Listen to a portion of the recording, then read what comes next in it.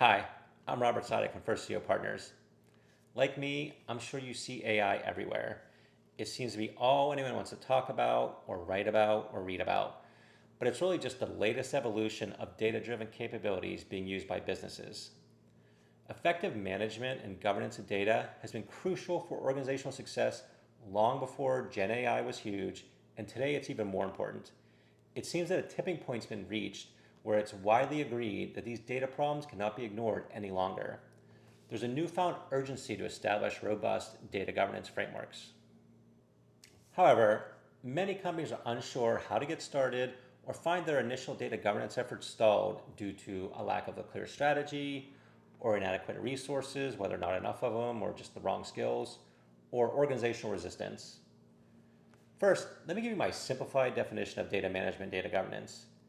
The primary objective of data management is to provide secure, quality data in a timely manner to data consumers who rely on it to carry out their business functions. And the primary objective of data governance is to institutionalize data management as a core business function. So you'll be setting the rules of engagement, driving the funding priorities, ensuring compliance, etc. When working effectively, data management governance are a rising tide that lifts all ships because when data is well managed, it can streamline data related problem solving, compliance, auditability. It can enhance enterprise risk management. It can improve project effectiveness because I've seen many projects get bogged down in data issues.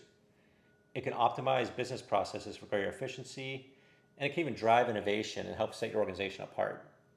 Now, obviously, these are all great things, so where do you start? First, understand how well or poorly your practices are today. Where are you strong and where are you weak?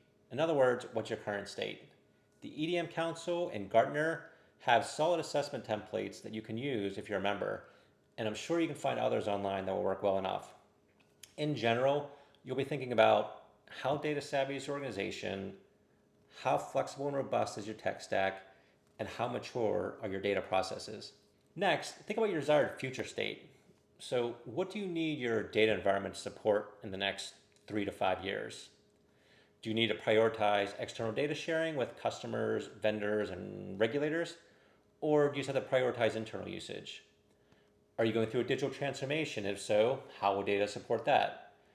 Are you pivoting to a new market? Are you trying to catch up with new competitors that don't have all the data and technical debt that you do? Do you need to provide highly customized and seamless omni-channel experiences to customers?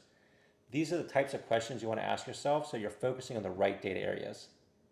With these starting and ending points thought through, you can now begin to form your data strategy. This strategy should be clear and concise because you must communicate it broadly so that everyone knows where the company is headed.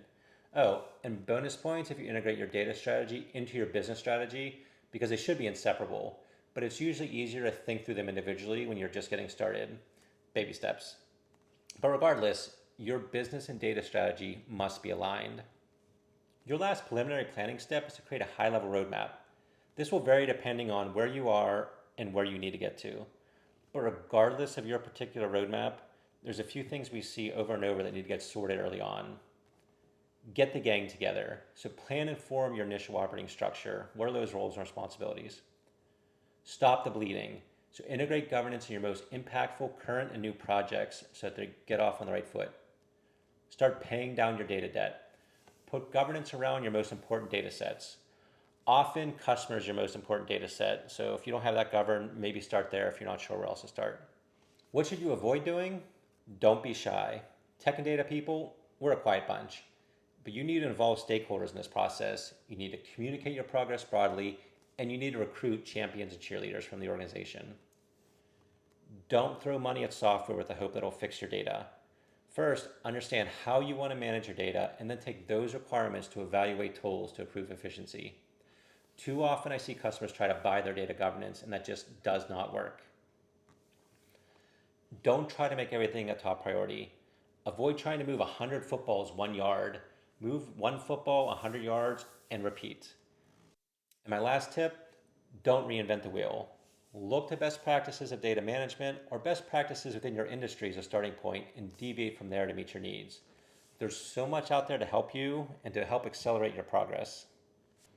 So there you have it, a plan to start or restart your data governance journey and begin turning your data from a liability into a superpower.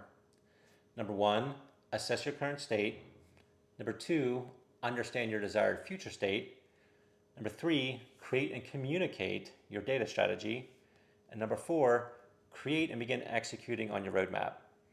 Remember, data governance has been supporting the data revolution since it began, so it's always been and still is a worthwhile investment. Don't go chasing the next hot trend without having these fundamental capabilities appropriately mastered. Thank you, and let's do this again sometime.